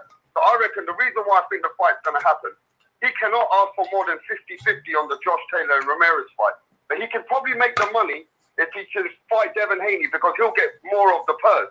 Teofimo will get more of the purse. Am I right or wrong? Yeah. He definitely the A side. He's definitely the A side, right? And if he goes in the fight with Devin Haney, he's definitely the A side. Ain't no doubt about it. And Devin Haney is definitely gonna have to come over to ESPN and fight on the top ranked platform. But that's definitely what's gonna happen. Would that be pay-per-view? No, because Bob Arum said it's no way in hell he's making that pay-per-view. He says that he's not doing that pay-per-view. He says the fans deserve to be able to see the fight if it's going to happen for free. So it's not going to be a pay-per-view. So that's out the window. Okay, so basically he can make the numbers up and he can cut a big check anyway if he fights Devin Haney. I don't see Teofimo walking away from the smoke. I know I'm a Devin Haney fan, but I've got to be honest, I'm a boxing fan before any boxers fan. That's what brought me in the game. You get what I mean? Right. Yes, sir. You know, and I see Teofimo's got this smoke. His credibility's gone up in England and all over the world, especially after saying that he's not walking away from any smoke. I'm sure you've been looking at the interviews. And yesterday, his team came up on the show and said that they're not moving up yet. So everybody's blowing smoke. They said they're not moving up. They said they haven't even decided yet. You get what I mean? Okay. Well, shit. That's what I want to hear, man. That's what I want to hear, man. I want to see this fight between him and Devin Haney. You know, he can move up after the fight, and he the man to beat in the division, no doubt about it. But man, I appreciate you for calling in, Rap Star. You always know, much love, man. You already know, man. I might get some of the British boxers up and coming one day onto your channel, yeah, from my gym, from where we're at. All right? Yeah, you welcome on, man, for sure. Yeah, man. Respect to the channel. I like how you keep it real, and you're not a biased channel, man. I gotta be honest. You keep the boxing. Look, boxing is a game that you gotta respect before you respect the fighters. Respect the sweet science of boxing, and you attract all the hardcore people on that situation, and I'm one of them, bro. Respect. I appreciate you. All right. Later. All right, later.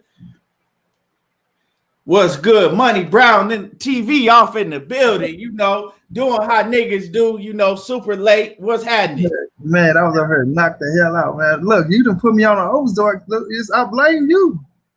You fucking that old man. That Ozark hard, ain't it? I wasn't expecting that, bro. I wasn't expecting it at all, bro. Especially the first episode I'm watching. Look, I'm like, what's going on? I'm thinking like some shit could happen. And listen, I don't want to blow it. I don't know if Kat's seen it, but I'm gonna just say this, bro. I was not expecting it, bro. That's all I've been watching, bro. I watched it. I was knocked the hell out, bro. I apologize, everybody. Y'all not persevering for my bro, man. But I woke up like, hold on. I seen that. I said, oh shit. I saw the time. I said, let me go on this nigga shit. Catch him real fast. Man, we had a lit show today, man. Hell yeah, I know. I already seen the time, bro. I know it was at the ass end of it though. Hey, man. But man. Anybody in here, if you ain't watch Ozark, you need to catch up on Ozark. Ozark, man, on Netflix. Ozark, man. Ozark is a hell of a show. That's my shit. Yeah, that shit fire, bro. And everybody in the comments, man, my bad I didn't get to all y'all, you know, comments today, but you know, because we did the live call-in show, so I wasn't able to get through all y'all comments, but I see y'all in the building. H Con off in the building. What's happening? What's the main topic you talked about? Okay, what was the main thing? Man, we was cooking on. First, we cooked on what the fuck did we start? Oh yeah, first we cooked on the Errol Spence and the Errol Spence and the Keith Thurman situation. We cooked on that for a minute, and then we start cooking on, you know, the whole Lomachenko situation with him coming in saying now all of a sudden, you know, that he had a shoulder injury previous, you know, to coming into this fight. And then we got into the Devin Haney in the Devin Haney situation, you know, who's the real WBC champ, who ain't, and you know, hey, it's easily solved. So there's Chef Boyardee said Ozark is the bomb, great fucking series, man. Ozark, that's my shit. So we cooked on a lot, man. We cooked on a lot, and we didn't even get into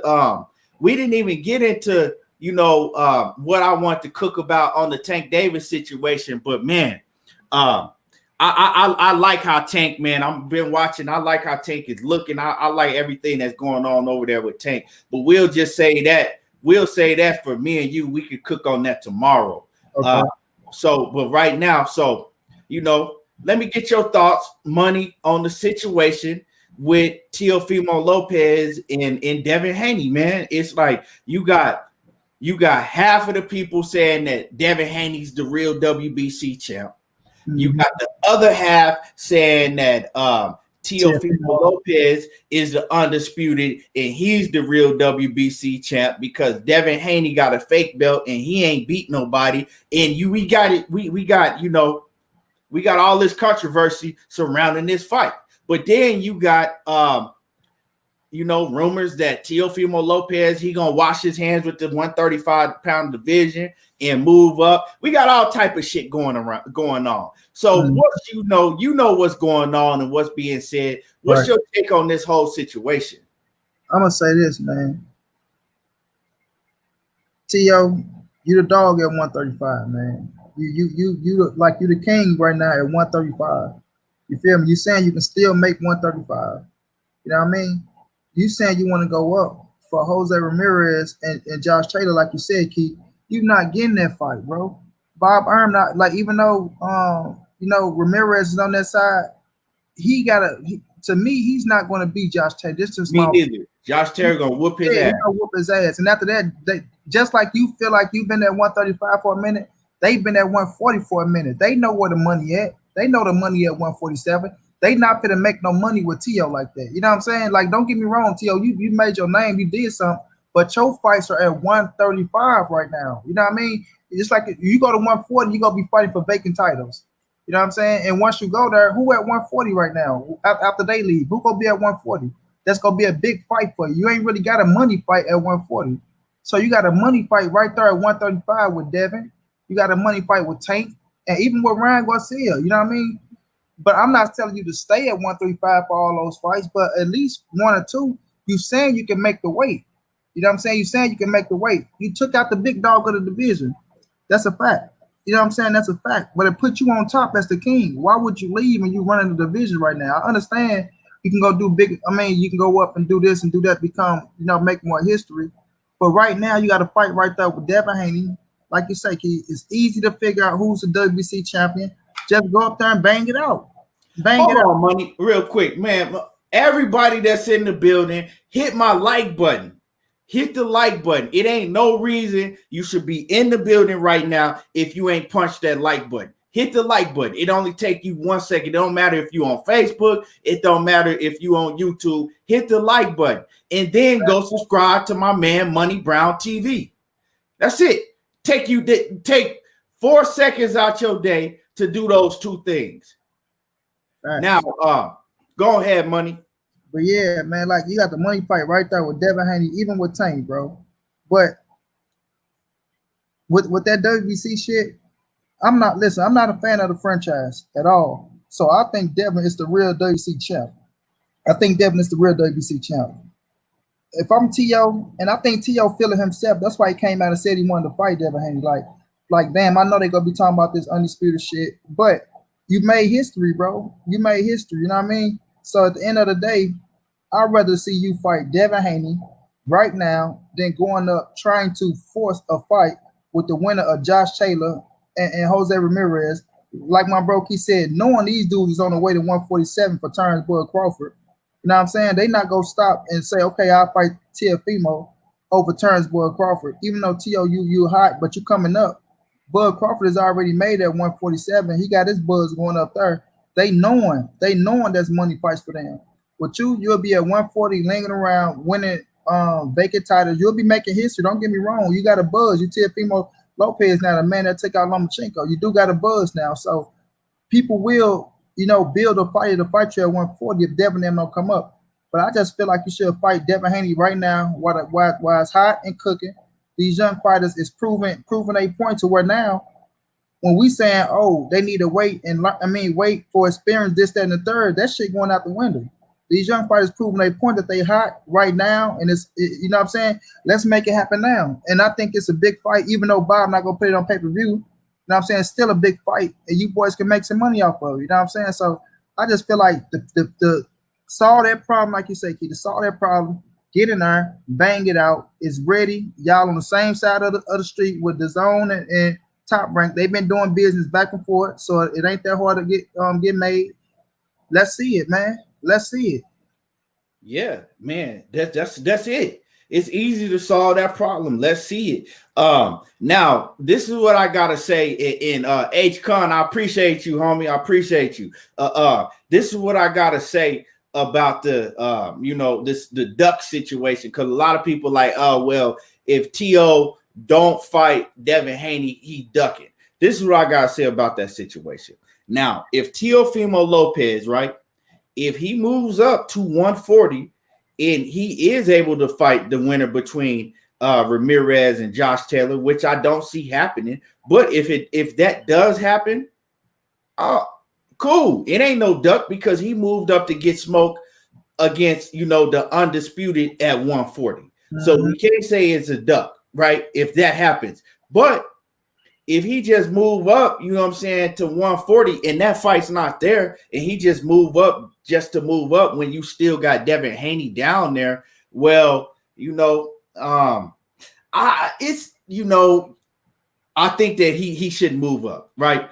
Period. You shouldn't move up until you get that fight out the way with Devin Haney if you're not going to move up and fight Josh Taylor or Ramirez, right away, right? That's how I feel about the situation. Now, it's hard for me to call him a duck because when we call a man a duck, that means that you're scared to fight that next opponent, right? That means that you're ducking him because you're scared to get in the ring with that next opponent. And in his case, that would be Devin Haney. I don't see no way in hell that Teofimo Lopez is scared to fight Devin Haney. Now, we got to look at the situation. He got other people that has influences on his career. His daddy already said that he didn't want him to fight Devin Haney because he kind of like throwing Devin Haney off like, who is Devin Haney? We can fight at 140, but I want my son to move up to 147. I'm sorry. Yeah, he said we can fight at 140, but not 135 because I want my son to move up. So y'all got to look at it as like, okay, his dad has more influence on his career than I do, just because we saying that he should do something. Well, if his dad's telling him one thing, he gonna listen to his dad and the people around him more than he gonna listen to us, right? Also, he's been talking about going to the 140-pound division for a while now. So it could just be like he don't want to make that weight no more. He don't want to make that sacrifice no more, what it takes to, make 135. Nobody is having to do grind, and you don't know what he got to go through to make 135. So for us just to start calling the man a duck, I can't do all of that. You feel me? I can't just call him a duck because it's a lot of situations surrounding that situation. It's a lot of different scenarios surrounding that situation that you have to take, and think about before you just run off and call the man a duck, but he needs to fight Devin Haney if he's not going up and fight for undisputed at 140, and I don't see it happening right off the bat. I don't see it happening because, like I said, I see him moving up to 140 and maybe fight for some vacant title because Jose Ramirez or Josh Taylor, they not going to stay at 140. They not going to be there. You feel me? They didn't pretty much make that clear. The winner of that fight is going to move up to fight Terrence Crawford. That's probably what's going to happen. It's been talked about. It's been, talked about way before this situation that we talking about right now. Right. That's how I feel, Keith. That's, man. Sometimes like I said about Tank, if your team got a plan for you, And if Devin Haney not in their plans, not saying that T.O., because I believe T.O. every word he said. I believe every word he said at that post fight when he said he want to fight all these dudes, bro. But if your plan is, if you got a plan and you stick it to the plan and your plan is working with your team, you don't have any reason to go against your team. You know what I'm saying? You don't have any reason to go against your team. So people got to stop using that duck word. Is like, you got to understand what a duck is. You can't use that. If this man just fought fucking Lomachenko, understand me? Yeah, I think you're afraid to fight Devin Haney. Like, let's be real. And I don't want to hear nobody talking about Lomachenko. Oh, or Lomachenko ain't Devin Haney. Lomachenko is a skillful motherfucker when you talking about boxing. You talking about boxing, the sweet signs of boxing. You understand me? Ain't too many go outbox Lomachenko. That's a fact. You feel me? So when y'all talking about duck, I can't say that he's ducking. I'm like he. But I will say this. If it's a weight issue, like if T.O. would have came out and been like, look, man, I can't make this weight no more. I've been here for a minute. I stayed here to get this dude because I've been wanting this dude to take him out to show people that he ain't what, not that he ain't what he was, that I can beat him, you know what I'm saying? And I can't make this weight. I'd rather go to 140. I can understand that as well. But he didn't say that. He said he can still make 135. He said, I can still make the weight as long as I do right, listen to my nutrition and things like that. So by you saying that, that puts you in a position that, okay, if you can still make the weight, then you should be fighting Devin Haney. You know what I'm saying? You should be fighting Devin Haney because you know that to be undisputed, you need that WBC scrap. You know, now, like we were saying on Blue Blood, I believe he's the undisputed champion because if you got the sanctioning bodies and the networks, everybody pushing and saying it, you're going to ride with that. But if the fans, like you're going to hear from the fans that you're not the true undisputed champion, you are the unified champion. That's why I posted you are the unified champion. But for saying Teofimo ducking Devin Haney, I can't say ducking no Devin Haney, bro. I can't say it because this dude just fought Lomachenko, and we've seen the skills on Teofimo Lopez against elite fighters. We've seen the skills on him. So when you got skills like that and you can hang with anybody, you know what I mean? Like my dude Keith said, he's not just one of the best young fighters in the world. He's one of the best fighters in the world. He's on a pound for pound list now. You feel me? He's proven. He's proven. They got him at they got him at 5 on the ESPN pound for pound list. And we're gonna talk about money tomorrow. We're gonna get deep into that's another thing we're gonna get on tomorrow because I was watching. I know you wasn't up, but I was watching ESPN this morning, and Max Kellerman and the whole panel, they got in on boxing today. And they was talking a lot and they had a lot to say. And they put up they, pound for pound list. And we're gonna go and dissect that pound for pound list too tomorrow. What they have Earl? I want to get into, huh? What they have Earl? I think they had him at 4. I know they better have Earl above him. They've been all playing. I think they had EJ at maybe at 4 or 5.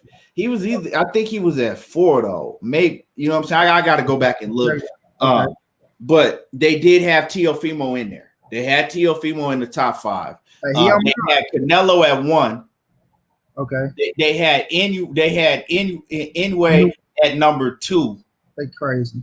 That's what I'm saying. So we're going to get into that tomorrow. Daniel Parra in the building. What's good with it, Daniel? He says, boxers ain't ducking nobody. It's the promotion companies that don't want to work together. That has a lot to do with the certain situations also. Jupiter B in the building. He says, Haney approached him last year, and T.O. said later. Now it's a year later, and now the reason is 140. So who he going to fight at 140 now? Also, Jupiter B said, this will be the second time T.O. said no to Haney, 2 different reasons. Let me stop you, Ken. I know you're getting a comment. But Jupiter B, when he said no the first time, how big was the fight, bro? Like, keep it real. Neither one was big enough to make the fight happen for something to happen. Now, I can see the fight happening right now. The first time when Devin walked up and said, let's make it happen, neither one really did nothing. You know what I'm saying? It wouldn't have made sense at that time. Now it makes sense. It makes perfect sense right now because it really is 1 and 2. T.O. number 1, Devin Haney number 2. They the only cats that got real titles. Tank got a title, but Tank at 130 right now. So it's 1 and 2. They knocked off Lomachenko. The first time you can't say, oh, he said no the first time when neither one done shit. You know what I'm saying? Now it makes sense. So now this is why we pushing to say you should fight him because it make all the sense in the world. And you can't say 140 is an excuse, bro, when these fighters be lingering, because we all see T.O. as a big ass 135 pounder. Even Devin Haney was talking about going up to 140 at one point. You know what I'm saying? Yeah. So at the end of the day, you got to respect the game, bro. Sometimes these dudes do be too big for the weight, but since he said he can still make the weight, then you should fight Devin Haney. I'm with you. It's a fight that should happen. But if you don't fight him, I'm not gonna call him a duck. I'm not gonna say he afraid. I'm gonna say it's part of the man team. I mean, it's part of the man plan. He listening to his team, bro. And I'm not gonna knock no man for listening to their team, even though I want to see the fight. I want to see the fight. Don't get me wrong. I'm not saying it shouldn't happen. But if he listened to his pop saying, man, your ass been here for a while. I'm watching you struggle to make this weight. You know what I'm saying? And we going on, and that's what it is. But go ahead, keep finish with the comments. Jupiter B says T.O. said his reign is disputed because there's another champion. The Brotherhood, he says he'd rather see Lopez fight Tank. He said, fuck that belt. That's a hell of a that now. That Lopez versus Tank Davis, that is probably the biggest fight that can be made right now at 135 pounds. Mm-hmm. If they come out right and Lopez start calling out Tank Davis at one, if Tank Davis right go out there and destroy Leo Santa Cruz, right, and then Lopez get on social media and start calling out Tank Davis, right, because and I'm saying Lopez calling him out because we know Tank Davis is not going. He's not going to do it. You know, he's not going to call T.O. out. But if Lopez go and start calling Tank Davis out, that is a huge fight, right? It wouldn't be no reason why if he say, look, I'm going to stay at 135. I want Tank Davis. That's a big fight, Brotherhood. And it ain't no reason why they wouldn't be able to come together to make that fight on pay-per-view. That's a pay-per-view fight. That's the money. You know, that's the money. You know, Floyd taking that pay-per-view. Floyd taking that pay-per-view. Oh, Brotherhood said Spence was at 3, Lopez was at 5. Man, I gotta. Let me pull it up real quick while we on here before you know what I'm saying. And let me see. And he says NY was at not from what I saw, not the list that I saw. And you might be right, but I'm gonna look it up again. And go ahead and cook money. While I look up this ESPN. Okay, Jupiter B, I see you saying when Tank follow his team, he get dragged. I've been saying that, bro. I've been saying Tank following this team. You feel me? That's my whole thing. I've been saying Tank was following this team. So if I'm saying that, I got to say the same thing with T.O. I can't change up and give it to Tank and I give it to T.O. And I want the fight just like I wanted to see Tank and Lomachenko. And I said Tank wasn't afraid to fight Lomachenko. He ain't ducking. And I'm gonna say the same thing. T.O. ain't afraid to fight Devin and he ain't ducking.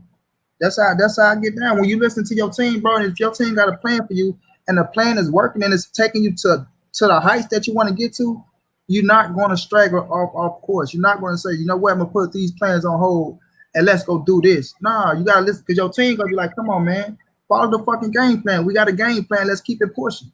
You feel me? We already know how boxing get down. But for us, my brother, the Brotherhood, we're going down the Brotherhood. That's my guy right there, man. Trill stand-up dude. I feel you with Tank and T.O. That's the biggest money fight at 135 pounds. Pay-per-view worthy all the way around the board. You know how Floyd getting down. Tank is on pay-per-view. We'll see what but he gotta get past Leo Santa Cruz first. You know what I'm saying? You can't put the carriage before the horse. You know, we gotta get past Leo Santa Cruz first because Leo is a fucking quality opponent that's coming to fight. You know, so Tank gotta dust them off first, and then we can talk about T.O. and Tank. You know what I'm saying? But that is the money fight at 135. That's the biggest fight at 135 right now. We got the two biggest names at 135 going at it. You know what I mean? Because like I say, even though T.O. just beat Lomachenko, he's the man with the most recognition, but Tank is the star of the division. You know what I mean? And that's something we can't take away. Tank is the star of the division. And that's Here it is right here, Money. So at number 1, they got Terrence Crawford. At number 2, they got Canelo Alvarez. At number 3, they got Inouye. My bad. They got Inouye at number 3. They got Errol Spence at number 4. They got Teofimo at 5. They got Vasyl Lomachenko at 6. They got Alexander Usyk at 7. Tyson Fury at 8, and they have one Francis Estrada at 9, and they still holding on to Gennady Golovkin's ass. They got him at 10. Let me just play this. I'll play this little ESPN. It's like a 3.5 minute clip. I'll play it before we get up off here. Is at the top, followed by Canelo. Terrence Bud Crawford is at the top, followed by Canelo. Errol Spence at number 4, followed by new lightweight champ Teofimo Lopez is at 6. Max, I'll start with you. They got him at 5. Do you agree with these rankings? They're good rankings. Teofimo doesn't just replace Lomachenko because it's his first real good win against a top opponent. I would say, if anything, Tyson Fury looks a little low to me because pound for pound is one thing, but what we really mean is division for division. You know, if you shrunk Tyson Fury down to the same size as all these guys, fine, but at heavyweight, you can have a size advantage. And I think that counts in his favor, even in a pound for pound way. For a heavyweight, he is better than a couple of the guys on that list are for their divisions. So that's the one thing I would say. I got serious questions about Errol Spence at number 4 because of that car accident, and we don't know how healthy he's going to be, and he's been inactive. I think you stay on the list just because you've been inactive based on the last time we saw you, particularly when you have an accident, and that might have rattled you to some degree. We don't know how healthy he's going to be. That remains to be seen. I agree with you about Tyson Fury at 8. I think that's entirely too low. I am sold on Crawford, and I'm really sold on Saul Canelo Alvarez. This man is something special. He can take a punch. He damn sure can give it. We still haven't found James Kirkland in a long time. Hey, by the way, I mean, what Canelo Alvarez did to him. I mean, 7-Eleven couldn't find this brother. We haven't found. We have to pick a Charlo brother. Man.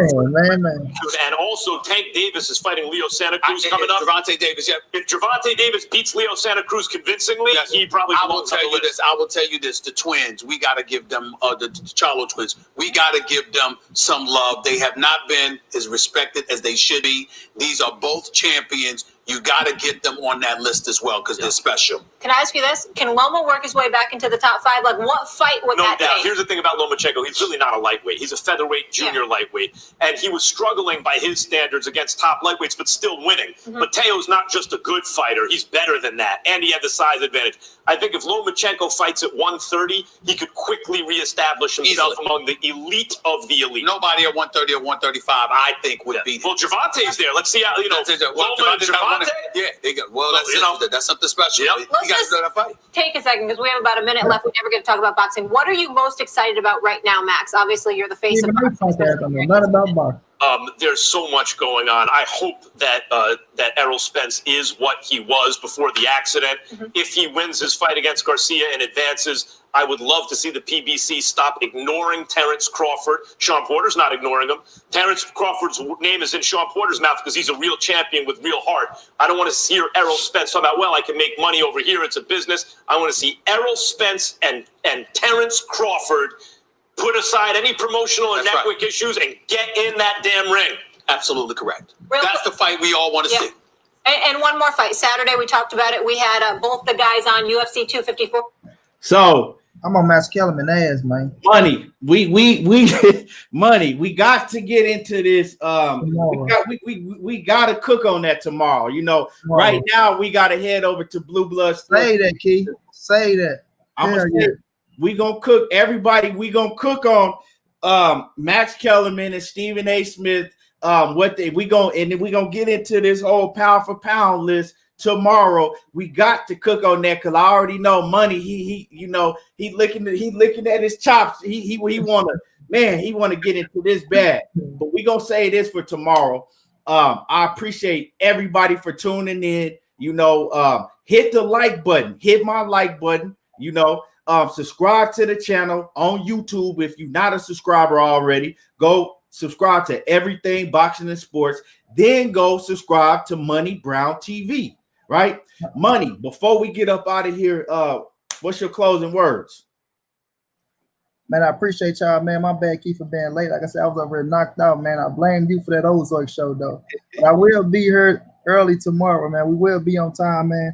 But I appreciate everybody for coming through, showing my boy Keith some love. Like I say, continue to support him, man. Like my man said over in England, one of the most unbiased boxing minds in the game. Go speak his mind and give you the real. no matter who it is. You understand? Not just because it's his favorite fighter or your favorite fighter. He gonna keep it real all the way around the board. But like I say, y'all continue to follow him, man. Y'all follow me at Monty Brown TV.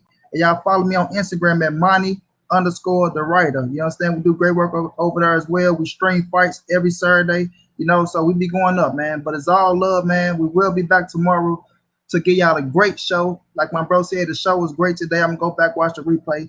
But I appreciate y'all, man. Continue to support. And as I always leave out, big dog status. Yes, sir. And y'all already know how I do. Salute to everybody that's in the chat. You know, I wasn't able to get through everybody's comments, but I appreciate y'all. Much love. And y'all already know how I do. There you go, talking that boxing again. I don't watch reality TV. I watch boxing. And anything ain't everything, but around here, everything boxing. Let's all go over to my man Blue Blood Sports TV, and I'm out.